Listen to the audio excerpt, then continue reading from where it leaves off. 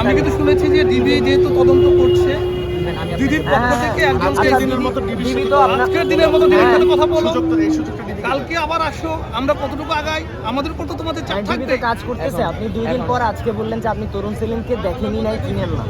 তাইলে আমরা কিভাবে আপনাদেরকে বিশ্বাস করবো? আমাকে এটা বোঝান, আমরা কিভাবে আমরা কিন্তু আপনার সাথে কথা, আপনার নামটা কি বলেন? আমার নাম সাইফুল্লাহ। সাইফুল্লাহ, আপনার সাথে কথা হয় না, আমাদের কিন্তু রাফির সাথে কথা হয়েছে, we is the main coordinator, তার সাথে কথা বলা হয়েছে কালকে, কিন্তু তারা কিন্তু আমাদেরকে নাম দিয়েছে এবং আমরা কাছে কি সিসিটিভি ফুটেজটা ছিল? আমাদের বুঝতে হবে, ডিবির কাছে গিয়েছে মামলাটা, তারা হচ্ছে ইনভেস্টিগেশন করছে।